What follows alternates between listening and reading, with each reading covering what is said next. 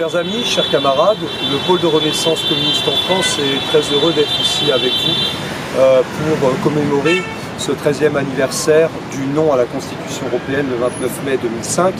Et à cette occasion, justement, je vais me permettre de lire un appel qui a été lancé pour ce 29 mai 2018 et qui associe déjà un certain nombre de signataires, parmi lesquels Léon Landini, Georges Gastaut, Olivier Delorme, Bruno Guigues, Benoît Foucambert, Annie Lacroix-Ries, Stéphane Sirot, bref, tout un ensemble de personnes qui travaillent qui sont dans le milieu du travail, dans le milieu associatif, dans le milieu syndical, dans le milieu universitaire, dans le milieu politique, pour dire non, et surtout pour appeler à débattre sans tabou de la nécessité de sortir de la France par la voie progressiste du broyeur de peuple qu'est l'UE OTAN. En effet, déstabilisation de la SNCF, d'EDF, de l'hôpital public, du baccalauréat, des qualifications et des diplômes nationaux, des conventions collectives, des retraites par répartition, de la sécurité sociale, de l'indemnisation du chômage, comme l'a d'ailleurs encore illustré aujourd'hui M. Darmanin. Mais également des statuts du Code du travail et du produire en France, du français et des autres langues d'Europe évincées par le tout globish managérial. Violation par M. Sarkozy, Hollande, Macron de la loi de 1905 séparant l'État des églises, austérité salariale, casse des communes, des départements et de la République une et indivisible au profit de l'Europe des métropoles et du pacte girondin cher à Macron. Déni du principe même d'une défense nationale et de la souveraineté du peuple français, au nom de la souveraineté européenne, du gouvernement de la zone euro et de la défense européenne. Constriction permanente des libertés individuelles et collectives. Intervention militaire bafouant le droit international, l'ONU et le principe même du droit des peuples à disposer d'eux-mêmes. Quel est le dénominateur commun à ces attaques, dont Macron est le maître d'œuvre offensif à l'encontre du progrès social, de la démocratie, de l'indépendance nationale, voire de la paix mondiale? Même si d'aucuns refusent l'évidence, la réponse est simple.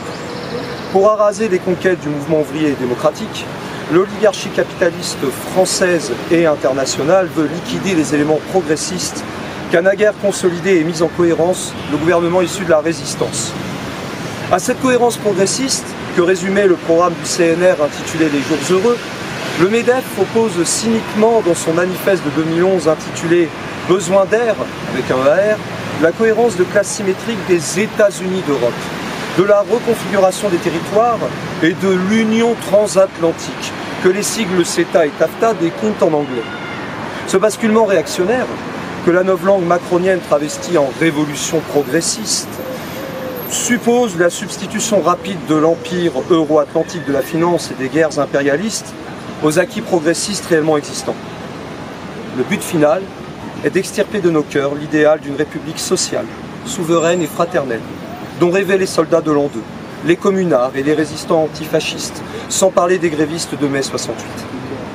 C'est pourquoi, si nous voulons construire les conditions sociopolitiques du tous ensemble en même temps indispensables pour stopper Macron, si nous voulons rouvrir au mouvement social la perspective révolutionnaire sans laquelle les luttes sont vouées à l'épuisement et à la répression, nous devons oser dénoncer la construction, en réalité destruction totale, cette construction euro-atlantique du grand capital.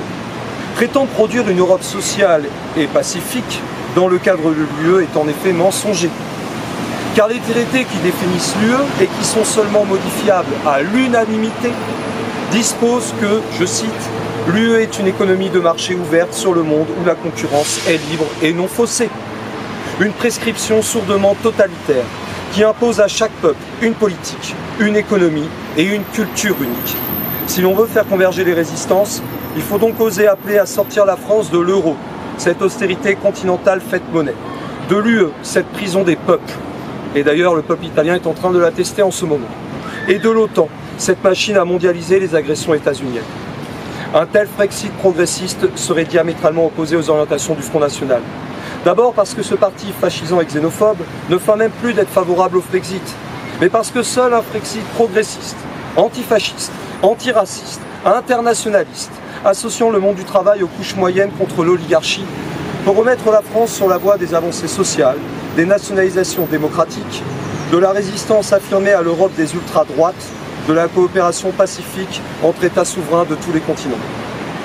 Brisons l'interdit de débattre sur l'UE qu'ont édicté certains appareils eurodépendants.